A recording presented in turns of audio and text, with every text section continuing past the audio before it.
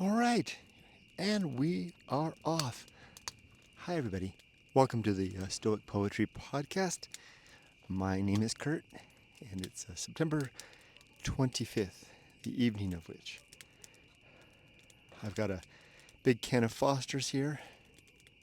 Oh, I was going to talk about that, huh?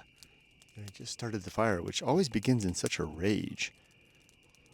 Like so much of life. So many things, right? Begin in a rage and then dim down to an ember. Anyway, I've got a few things I want to talk about here. Welcome, if you haven't been to my podcast before. This should be the start of something new. This is episode 3 of season 3 of the Stoic Poetry Podcast, a podcast that initially had absolutely nothing to do with Japan, and which is now taking a transition. The work of the first 2 seasons of this podcast is absolutely complete. My work in America, both my vocation and my avocation here. Let me take a look around, make sure I'm not burning anything down. I have a hose back here. Just make sure these sparks, keep an eye on them real quick. They look like they're good. Both of those are done as well. Everything is so complete now in America. There's nothing really holding me here anymore, or nothing keeping me grounded even. I'm ready to float away like these sparks up into the sky. I wish you wouldn't burn so bright when you first start. I have to learn how to temper these fires so that I don't end up with such an aggressive conflagration. I think we're good. I've got the hose at the ready. I'm going to keep an eye on things. Let's sit down, Kurt. Take it easy a little bit and get started in earnest. Well, welcome as well to the Anza-Borrego Desert. I think you can hear around me the sound of desert crickets. You may hear dogs barking.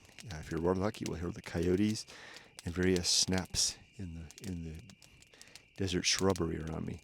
I have 2 little dogs by my side here. Little Rudy right now in his crate, staring at me with loving eyes. Little Pomeranian Chihuahua mix. And just beyond him is little Ollie, the Schipperke Belgian breed. He's looking the other way off into the desert. He likes to keep an eye on what can't be seen. It's good to have someone in the family that keeps an eye on the things that can't be seen, don't you think? And Ollie is very good at that. I'll go ahead and pop this Foster's and we'll get started in earnest. Hold on, I need both my hands. Have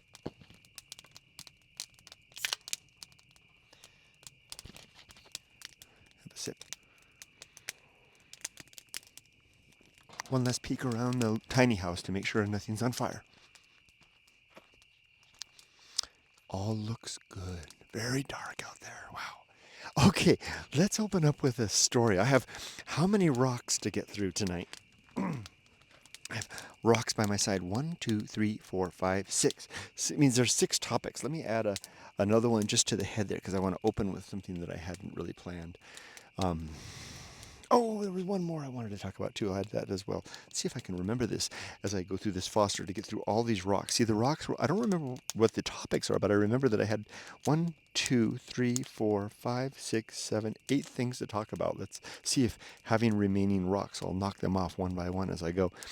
If I have remaining rocks, that'll help me to be a catalyst to remember to dredge it up from the memory. Okay, let's start.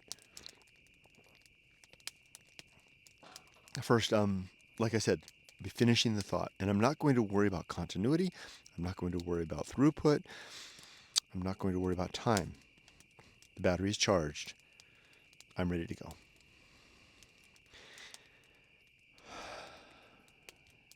I want to be a new man.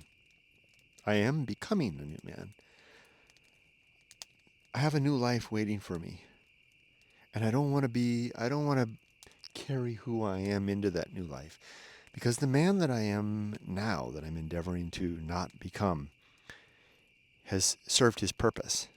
It's like a suit of clothing that is no longer needed. How suitable and apt, considering the change in life that I'm having. For example, here in my tiny home, I keep my simple wardrobe of t-shirts and hiking shorts and hiking boot. And I also have a number of dress shirts. I'm going to take a sip. I work from home and I slip the dress shirts on and off as meetings require throughout the day. Typically, when it's warm enough, I don't wear anything at all on the top. I'm bare-chested. I spend most of my time these last, what is it, July, August, September, 3 months here in the desert, nearly naked, just the shorts and my boots, slathered in suntan lotion, ready for the sun. But I slip on my dress shirt, my company shirt, my company man shirt, as needed. I already long ago gave away my dress pants and my dress long sleeve shirts for work, and also my suits, which I only kept for interview purposes. And those are all gone too. But now it's time for me to slip away the rest of me. The rest of this serious man that I am. Oh, it doesn't come through on my videos. If you only know me from my videos, you don't know who I am otherwise. I'm a very different person. For my family, I'm more like what you are seeing here. But when I'm at work, I'm a very different person. Pleasant, friendly, very optimistic and engaging, but serious as all hell. I've talked about this before. I don't need to talk about it anymore. I can let that go now. And I want to let it go. And I want this podcast to help become the vehicle through which I can do that. Let's throw on another log, shall we? It's burning down pretty nice. Lift this up. It's not too hot yet. Nope. I feel this might be a multi-log endeavor. I've got a nice big one right here to throw on the top. Here we go. Wow. Nice. Okay. So, I'm endeavoring to get rid of myself, to say goodbye, and I've never done this deliberately at any time in my life.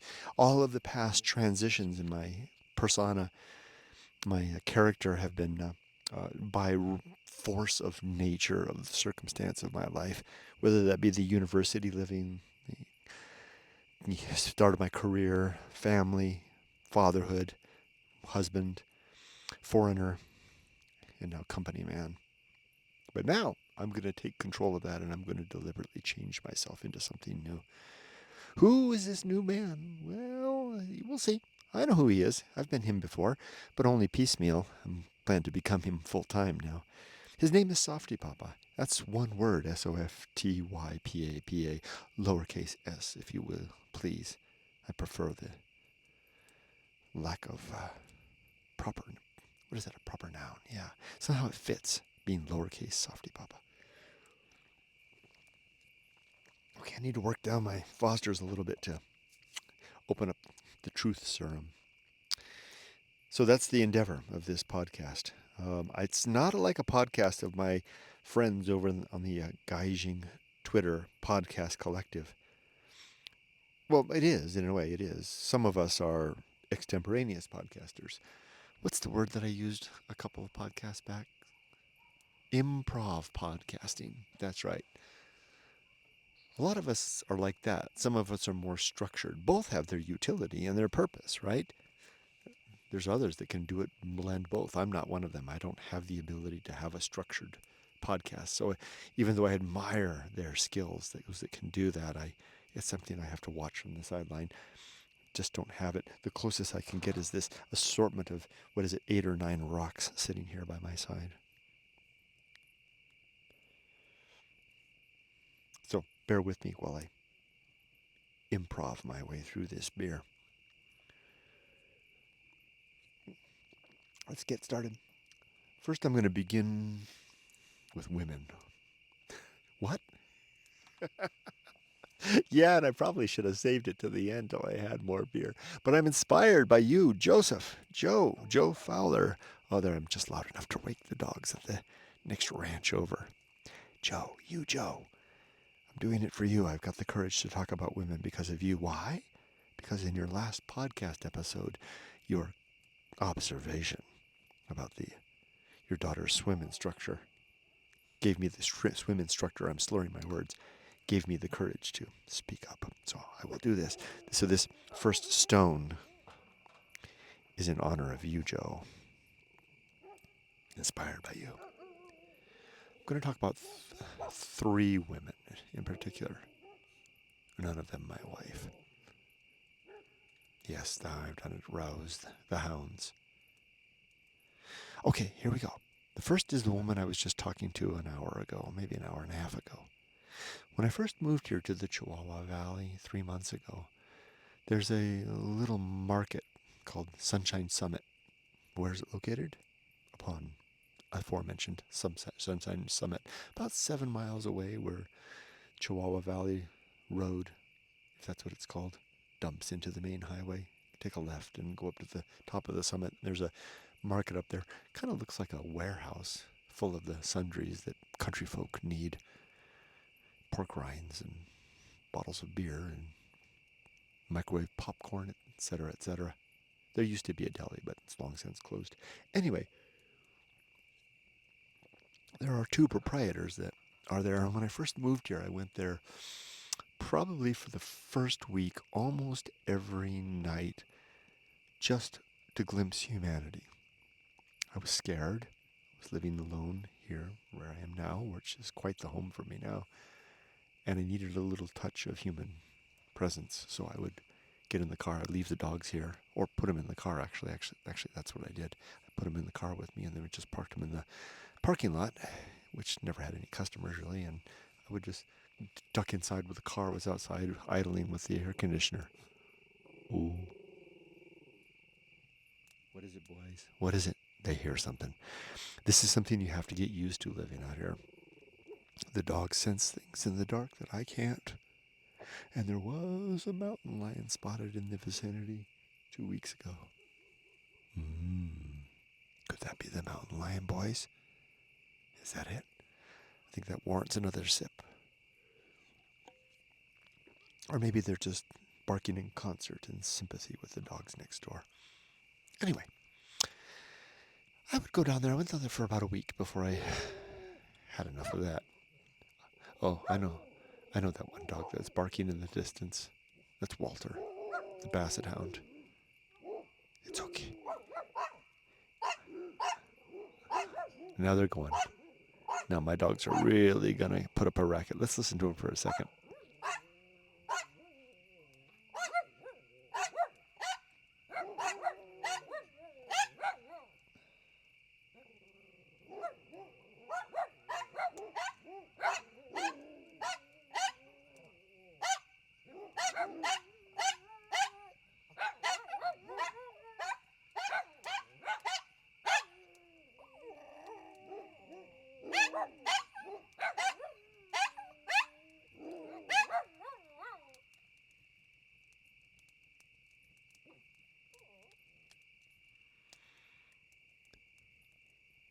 There'll be no peace.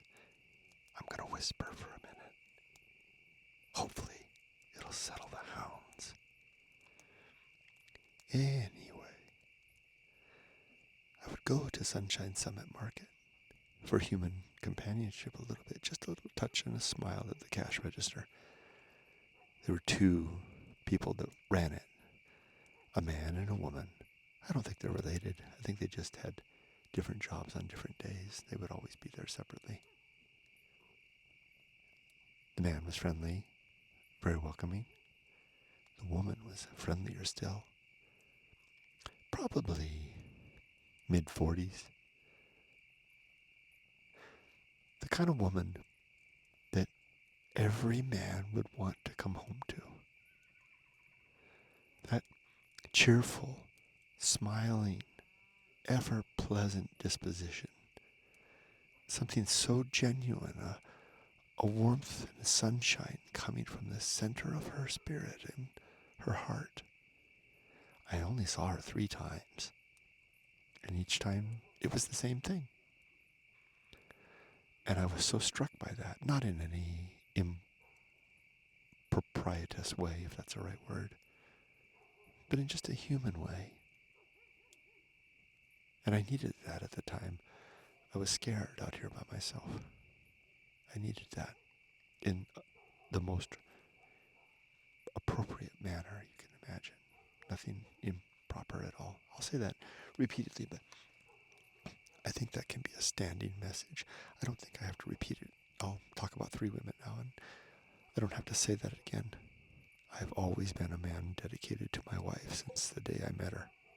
So anything I say now is circumstance surrounding the wife who is the center of my universe, so to speak.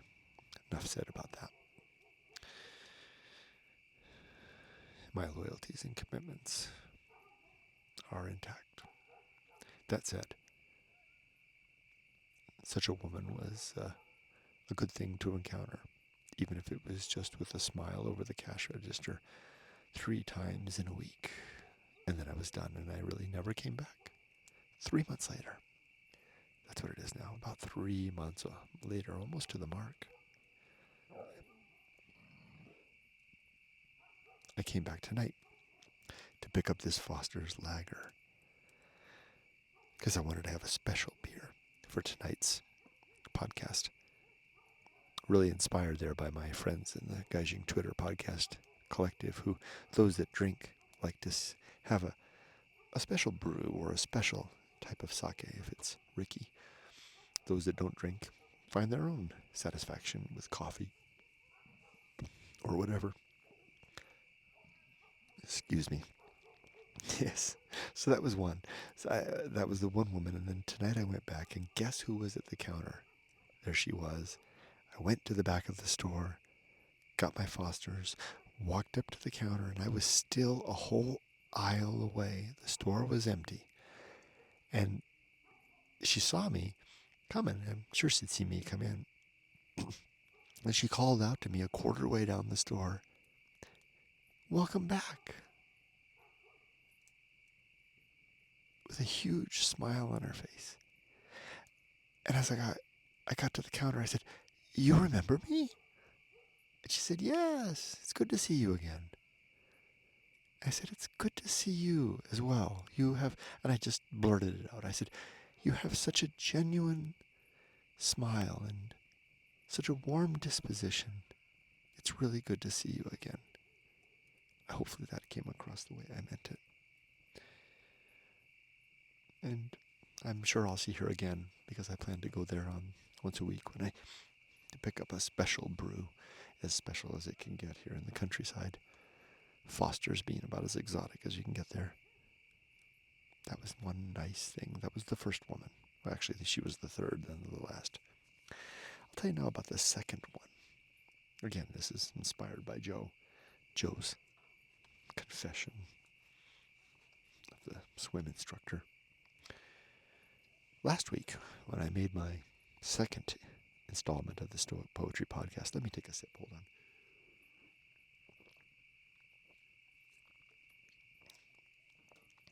I determined to, again, in emulation of Ricky, who, with her Paprika Girls, not a podcast,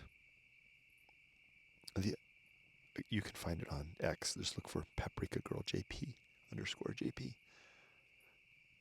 Highly recommended. Among other things, she does a lot of good stuff.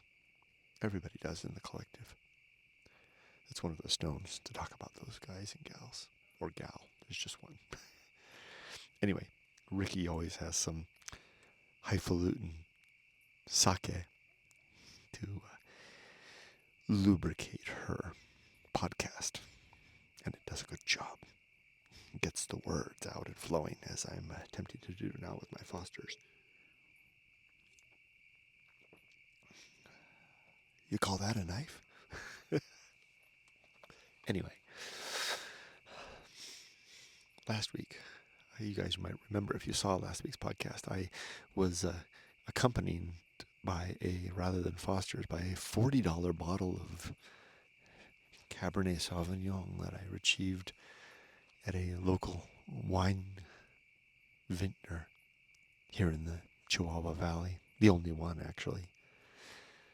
Hawkwatch, it's called. So here's the story. I've been driving past Hawkwatch every time I go into town. It's right there at the intersection of Chihuahua Valley Road and the main road. But this last week, I determined, coming back from the town, that I would pick up a bottle of wine to enjoy and to, as I said, attempt to lubricate my podcast. Why does that sound improper, improper to say it that way? But it's not what I mean. You know what I mean. It's to keep exactly, lubricate is the exact proper word for it. It's to facilitate the flow of words, right? To liberate the senses, to take the inhibitions and put them aside. So anyway, I pulled into the dirt driveway, the vineyard, drove slowly past the various grapes, vines hanging on their attendant trestles, if that's what it's called, and made my way up to the little house on the top of the hill, so to speak, where there was it's like a little barn. There were people there sitting outside. There was a live musician playing a guitar. There was a couple sitting outside enjoying some wine and the music. And I walked past them and opened the door into the structure. And when I entered, there was a couple there, another couple my age, just finishing their purchase. And the young woman behind the counter called out to me, "Welcome, I'll be with you in just a second." I didn't really take close note of her. I noticed that she was young. And being out of my element in a vineyard, I have nothing. It was a tasting room, right? I knew they were going to give me wine to taste, and I know nothing about wine. Do I sniff it? Do I snort it? What do I do? I don't know. I'm here. Give me the cheapest bottle you got. I was nervous, so I turned my attention to the oaken barrels. I assume they were oaken, lining the wall all about, and the various and sundry implements of wine for sale. The couple left, and the voice behind me repeated, "Welcome," and I turned and was nearly knocked off my feet. Not by beauty alone, but by a beauty that harkened back to a woman that I had fallen for in early college, junior college, through university. She and I had transferred to the same university from junior college. Just kind of a coincidence. We were associates, I would say. And she would sit next to me in junior college in biology class. We were both biology majors with our friend Chuck. Chuck would sit just across from me, and this woman would sit right next to me. And heaven forgive me, I can't remember her name. But she sat right next to me, class after class. We would always sit together. We were not dating. We were not connected in any way. There was flirtation that went on, and she was very beautiful. She was that what do you say? Not the sporty spice athletic type, but the cowgirl athletic type. Long, beautiful, golden hair. Sister Golden Hair, as the group America might say. In fact, every time I hear that song, a little impression of her rises in my mind. I can't make out her features perfectly anymore, but just enough for simile. I do remember her character, though. And I do remember her appearance. Being a young man, of course, you can't help but notice that, or being a man, period, of women. She had that athletic, outdoorsy womanliness. So, last week, when I was greeted and I turned, who did I see there before me?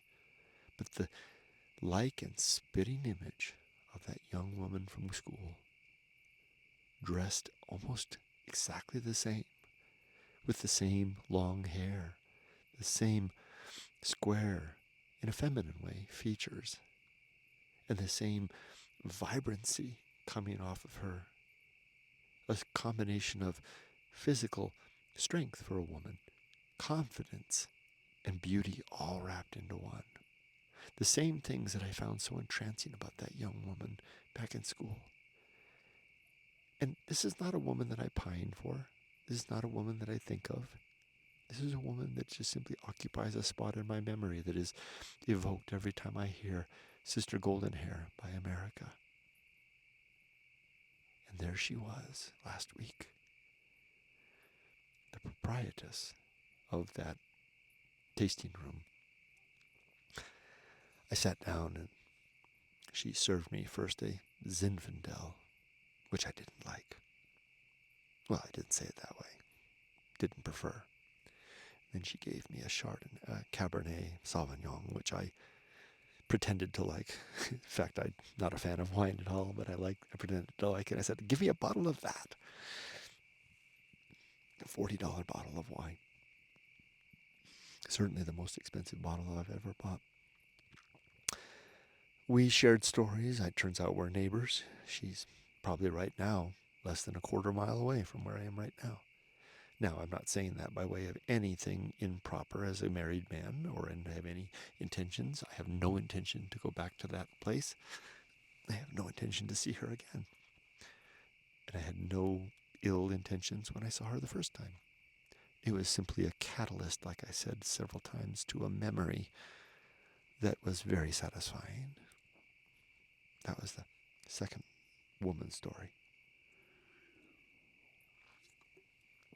The third, which I needed to get a quarter way through this Foster's to tell, is a little closer to the mark of impropriety in telling you that I ran into, I can't remember how long ago, a girlfriend from the past. Not her, in fact, but the girlfriend as I remember her when she was my girlfriend in college.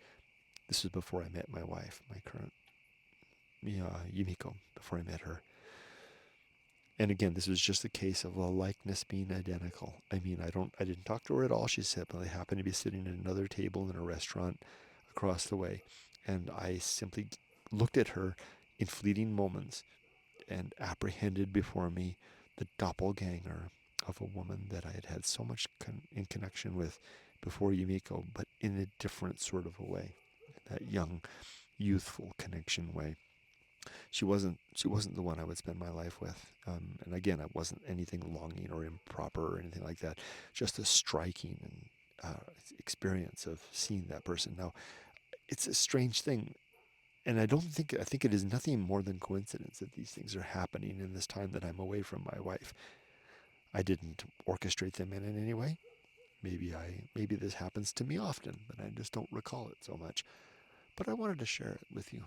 It seemed fitting. And in the same way that I appreciated Joe, I was like, when Joe said that, watch his podcast if you want, Ishikawa Summit to see. Today is September 25th, 2024. Watch the last episode of Ishikawa Summit to see.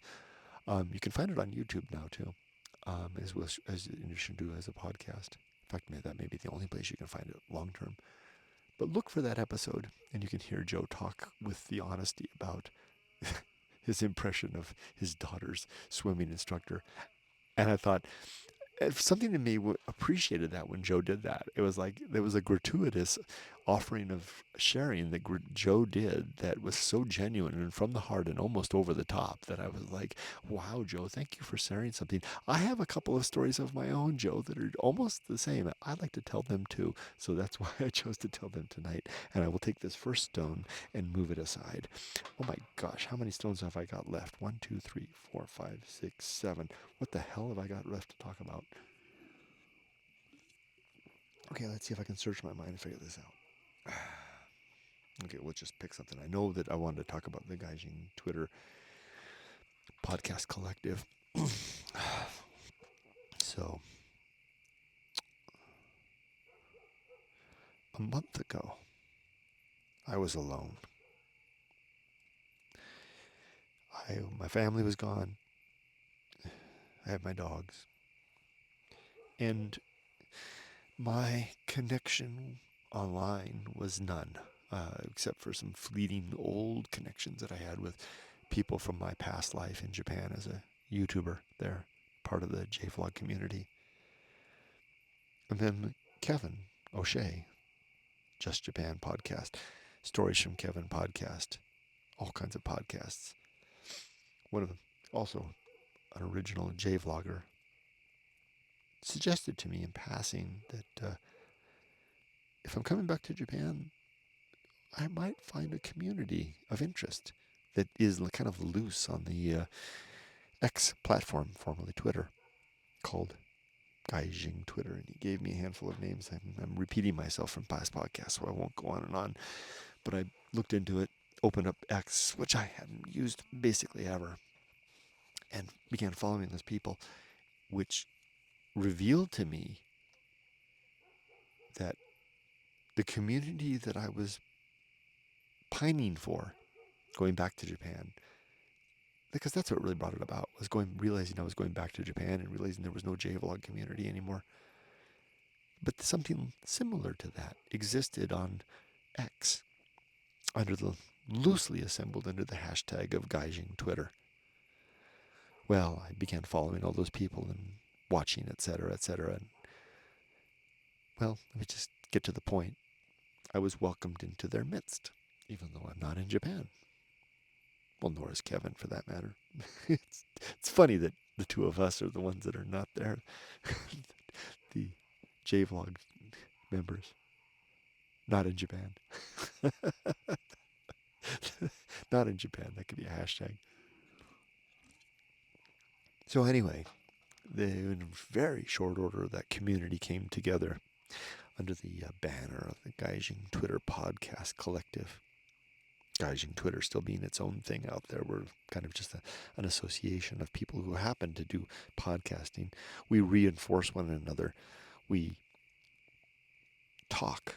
We've met, 2 or 3 times now, and via the X platform, and share ideas and inspiration. I just wanted to have that stone there to thank that community for being there. There. Okay, I've got another rock here. What's this next one? 1, 2, 3, 4, 5 rocks left. I'll just think for a second until my memory comes back. Give me just a second here.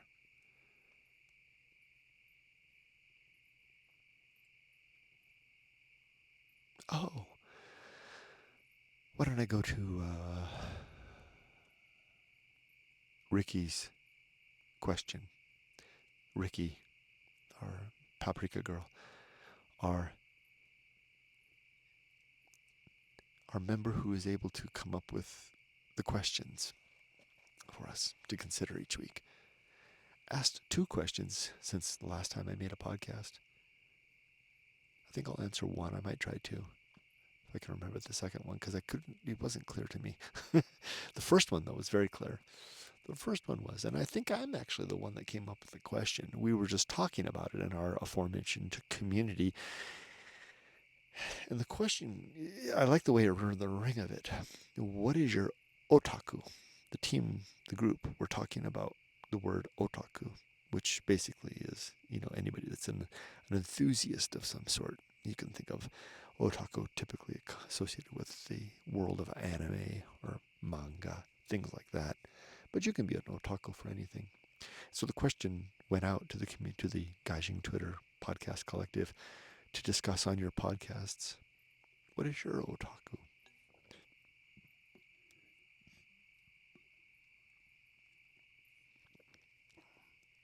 Okay, hold on just a second.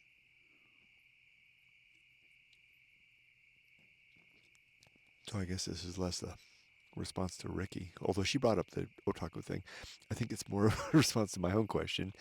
What is my otaku? These questions always give me pause to think.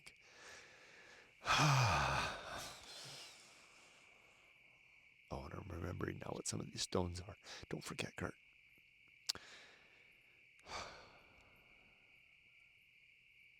Well, I think what I'm going to make it, because I don't have one now.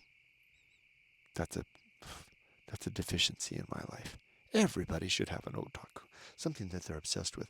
My buddy Mully, whom maybe most of you don't know who he is because he's not a creature of Twitter. Some of you know. Kevin, of course, knows Mully very well. I would say intimately, but that's not a pretty picture. My buddy Mully in Japan, Jim Mullins, your black and orange shadow, is a man of otaku. He's a man of interests. His current otaku is the shaving community.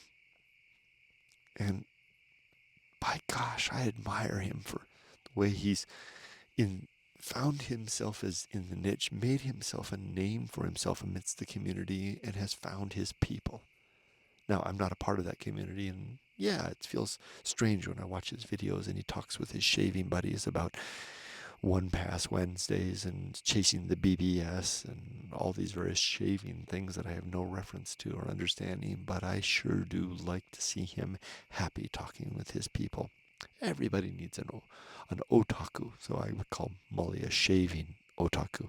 Kevin is a nature otaku, an education otaku, and a bug otaku in particular, and birds as well. Paprika Girl, Ricky, she's got her kimono culture. I think I can almost sum up her stuff with those 2 words, kimono culture, because all of that entails tea ceremony, flower arrangement, dance, song, sake, all that stuff. Ricky, you're like, your otaku is Japan culture, and by culture I mean the refined culture of classic Japan. You've got all of that. That's why I tag you sometimes when I retweet stuff on into the Gaijin Twitter community on X. When I see a piece of art that just invokes you in my mind, I always usually add you as a tag on that. I can't resist it. Others amongst the Gaijin Twitter podcast collective have their respective otaku as well, and I respect all of them for having it. And I look forward to all of you sharing what your current otaku are, or what your prospective otaku might be. But as for me, I have determined that my otaku shall become, because I don't have one. I'm not like you guys. I'm not lucky. I'm not blessed in that capacity. Bless you, Molly. You are a shining example for building an otaku out of nothing. So, and you have that ability, Molly. My otaku will be with my wife, sharing in Suzuki Jimny culture. What the hell? My wife, who went back to Japan first to set up our life, has continued to pull surprises out of her hat, one after another after returning. Everything from her resolve that we shall buy an old-fashioned Japanese Komika-style house to be our project house and maybe our eventual house to live in. Excuse me. To the second fact that she was charged with finding us a car. Pardon me. And she pulled out of her hat a 4-wheel drive Suzuki Jimny. What the hell is that?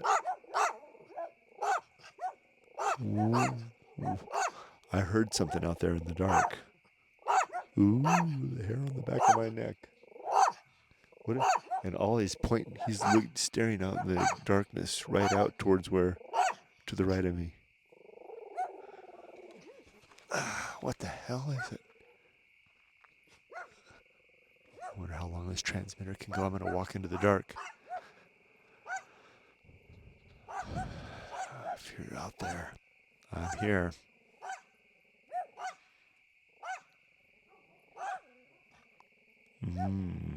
This is deliciously frightening. Is there a mountain lion looking at us?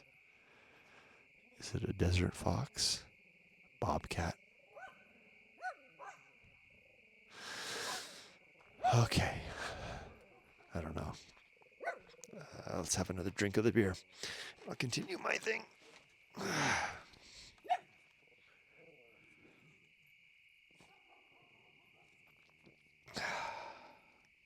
So Yumiko bought a 4-wheel drive Jimny.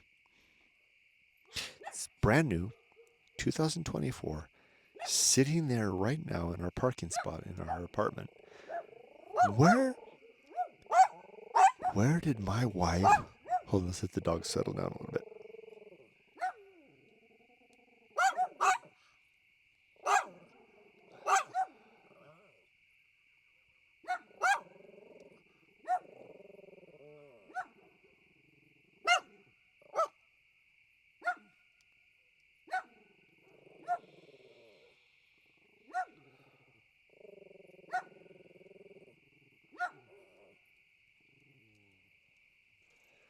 Okay, I think they're done.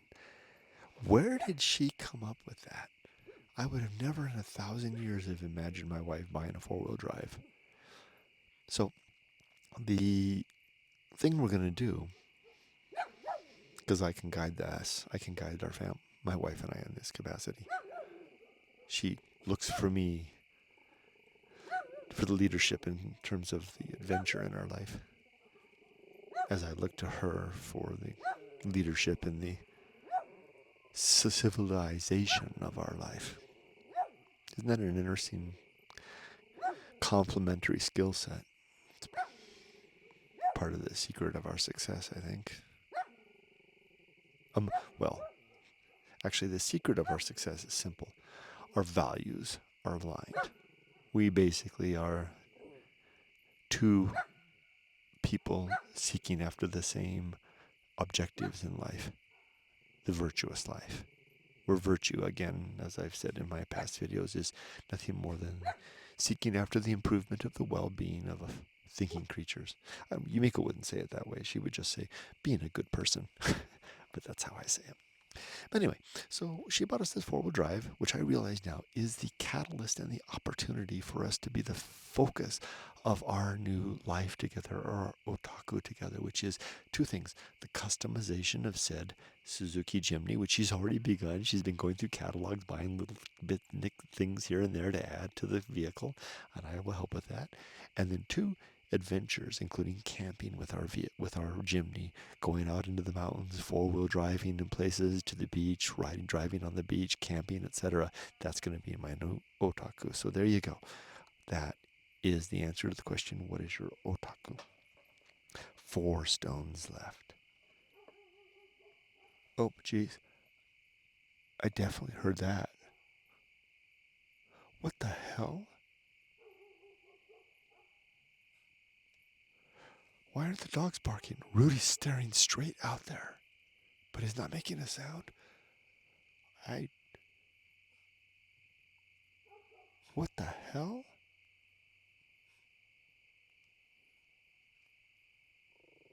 Yeah. Rudy's looking right out there. What is that? There is something right out there. Not the cow. Not the cow. Yikes. Wow, when I first moved here, I would have been bundling up and going inside if I'd heard that. There is something out there. That was spooky. That wasn't the sound of an animal. That was like... It was like chains. Rudy is staring straight out there. Okay. Oh boy, let's get through these rocks. Okay. The next rock, I've got 4 left. The next one that I can remember is retirement. I'm going to talk about a subject that for some reason nobody talks about. But I want to talk about it because I think it's an important topic. And I'm not talking about retirement from the perspective of 401ks and IRAs and stuff like that. You guys can figure that all out on your own. I want to talk about it from the perspective of what it's like to go through the process of coming to the end of your career and facing down. Oh my gosh, can you hear the rattle in my voice already? Facing down the next stage. Okay, because nobody seems to talk about this. And guys, it's scary as all hell. It's scarier. It's much, much scarier than whatever the hell is making that rattling chain noise out there in the darkness right now. That thing, I feel like I can stand up and face it down. But I have 49 days of work left.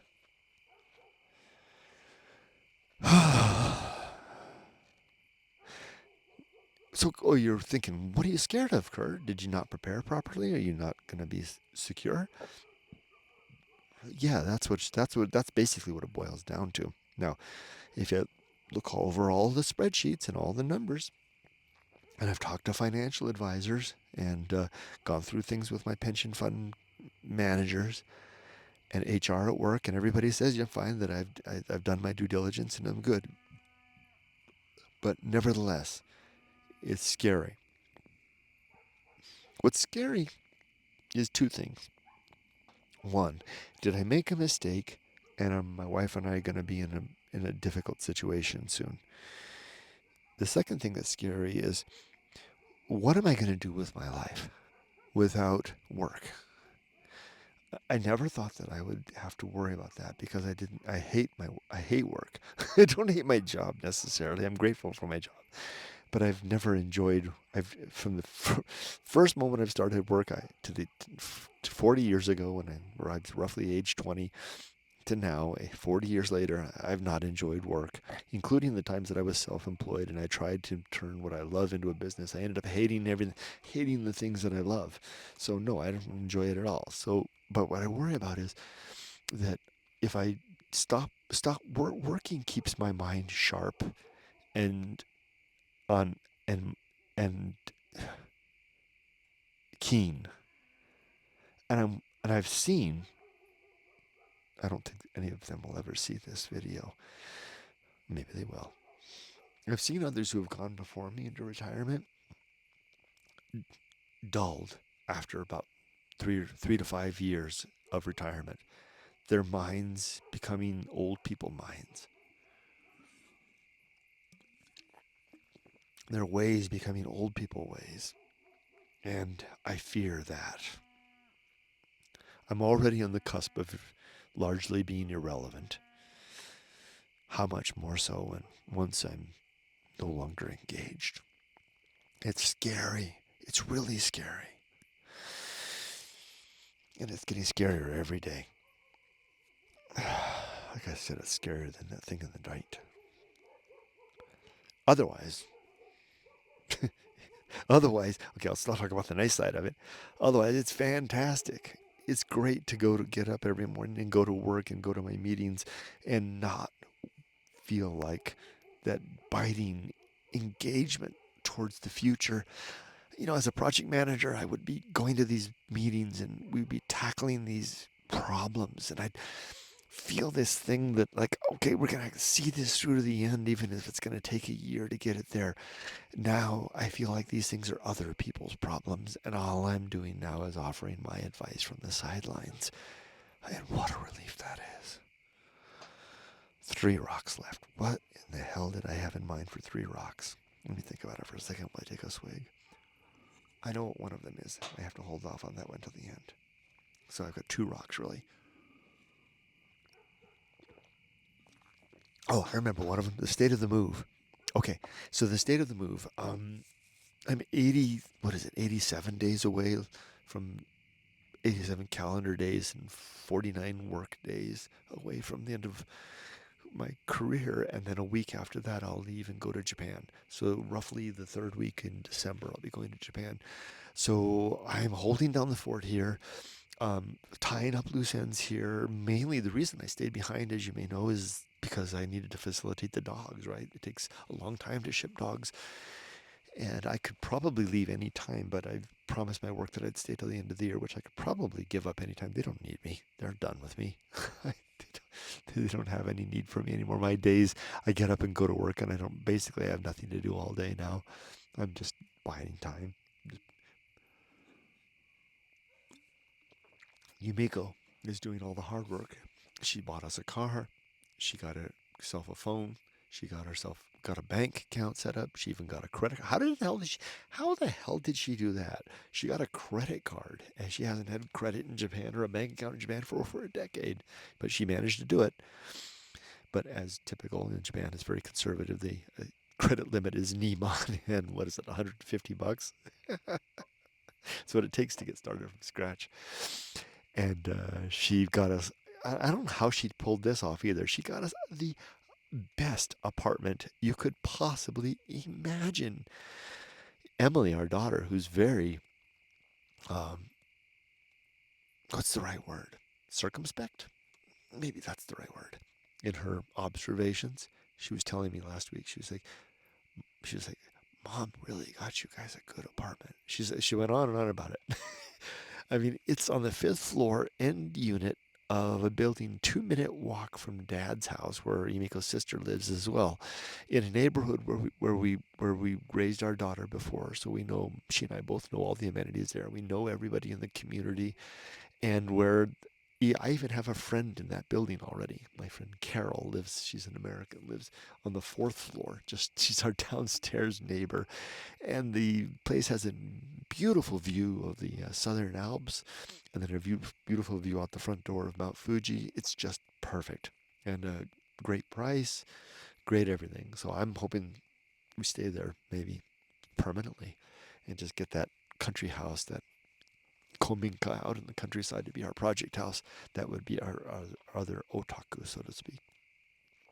So the move is going great in that capacity. Yumiko's got everything set up. She's beginning to furnish it. Ollie will be joining her. The dog will be joining her next week. Big event next week. 1 or 2 days off from work to facilitate that. Take him down on the 2nd, hand him over to the shippers in the afternoon. He'll fly in the evening. Yumiko will pick him up at Narita the next day.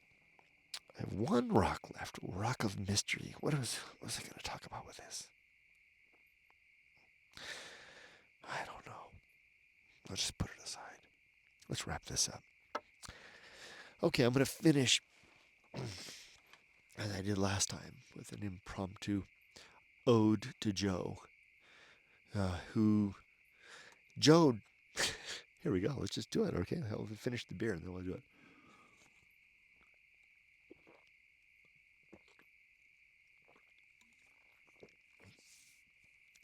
Hold on, let me get down all the rest of this. Big deal. I'm not much of a drinker, but I can try. Oh, by the way, well, I'll say it. I'll finish it off with that. Oh boy.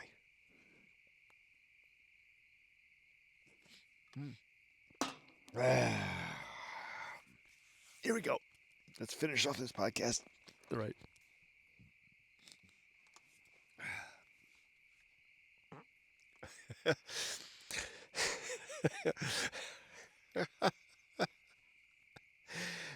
Joe, don't you know, you schmo?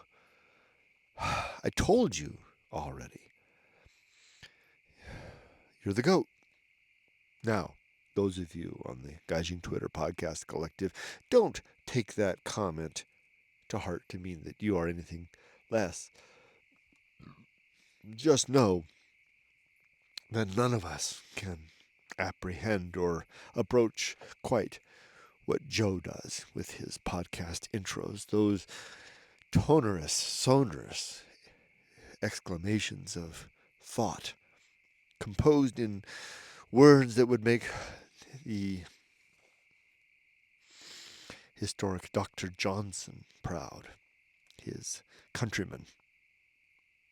Another giant of a man who described on horseback as floating, as if tethered to a balloon. And I think of Joe in the same way, moving through Ishikawa with his little Yuki on the way to the aforementioned last week Hoikuen, on their way. But enough about Joe. Joe, you already know. You are no schmo. The reason I would call you that, though, is that you doubt, for some reason, your capability, your native talents, your English proclivity to eloquence, to the erudite abilities of expression. So let's just leave it at that. Joe, you have my eternal admiration, and I look forward to the day when I can toast it to you across a table on perhaps a pint or two of West Coast brewery. As for the rest of you in the Gaijin Twitter podcast collective, I just want you to know how much I appreciate the fact that you exist. And not just for my selfish ambition of being a part of something again when I return to Japan, and how blessed am I to be a part of that something even before I get there, but simply for the fact that you exist, which to me represents the best thing about life. So many of us want to have a voice of some sort because we have something to say. We have a unique experience that is the expression of whatever life we have lived, whatever childhood did pass for good or ill, and what adulthood we apprehend we shall undertake in the best way we can, saddled or expressed of the upbringing that we knew. And each of you in that collective is such a person with the courage and the forthright effort to express. Your various podcasts of their diverse sort are that very thing, and I salute you for that.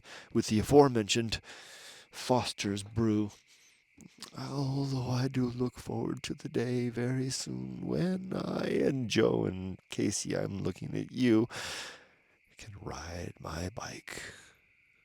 Yes, ride my bicycle to West Coast Brew in Mochimune, a bicycle ride away from the apartment, my wife, my dear wife, the only woman for me, despite the 3 women I mentioned earlier this eve. The old wife picked for us is indeed within riding distance of West Coast Brew, where I will go. Yes, I will go, Joe and Casey and anyone else who cares. I will go to West Coast Brew, to their tap room in Mochimune by the harbor, I know so dear, where sashimi can be bought in the early morn hours if you want, or in the evening you can get a beer. I will go there. I will start alive, and I will salute Casey and Joe and anyone else who gives a damn from West Coast Brew, and I will say, screw you. You two over there in Ishikawa across this island nation, screw you, who will have to order your brew while I just bicycle to mine. Although I must say that it's too far back to make it back with any expeditious way. I'd wind up sleeping on the beach. Yes, I do plan to taunt you, to tempt you, to entice you from Shizuoka with the fact and the extraordinary coincidence of West Coast Brew. Come, dear friends, and join me. I will take you there myself. I will meet you in Shizuoka Station if you can come. I will meet you with my Jimny and my wife, my dear wife, my quiet wife, who likes to be a part of things. And we the 4, we 3, we, however many, will go to the West Coast Brew and enjoy it. Yes, we will. But until then, I will taunt, as is my wont. As for the rest of you, salute. I salute you, with beasts around me here in the desert, but not for long. Only a few more Thursdays. Well, no, it's Wednesday, actually. And I'll be gone. I'll be with you in Japan, in my own little secluded corner in Shizuoka, in the apartment 5 floors up with the view of Mount Fuji. Yes, you'll never hear the end of that. I'll be giving you daily pics of Mount Fuji when it is showing its face, its visage, whatever the hell it is. I'll be showing it. So let's call it a quits this night, this podcast, this evening. And one last message, if they've made it this far, to all the people in America who I admire and who are my friends and who have kept me company these past 10 odd years. Thank you for that. And I remember now the purpose of this last stone, and I can say it in verse if I can summon the muse in some way. This last stone was meant to be my expression of gratitude for America. Jeff, it was you in your Deep in Japan podcast, an episode back, who exclaimed America as the forging fulcrum of society, where things can happen, where shakers and movers do their thing, where energies come together, and youth embodied in the expression of ambition summon forth wonder. You are right, Jeff. Now, you didn't say it like that. You said it more eloquently than me. But I have been thinking about that ever since, and I want to express back to my American friends, you are an amazing group. America is an amazing place. Don't let the current wave of ill will towards us in any way dissuade you from the resolve of being who you are. America is still a melting pot, and it is still the land of opportunity. And I will leave that land now and go to the place where I have heretofore always failed, and I will try to take that spirit of opportunity. It's no Japan's fault that I failed. It's always me. It's my ability to fit in, to find my place in Japan. And I will take this American spirit, and I will take it back to Japan, and I will find my place and my home and my people, which are already found. And I will find my brew in Mochimune, and I will lift a glass and a salute to each and every one of you. And with that, my stones are gone, my beer is drained, my dogs are at peace, and the noise in the bush is gone at last. I'll blow out this flame. I'll try again. Holy son of a bitch. There we go. This much larger flame, though, I will let it die. I will turn off the camera now, and I will sit idle by. I sound like Dr. Seuss. And I'll say good night to each and every one of you. And I'll thank you for your time, for being with me one more time. Good night.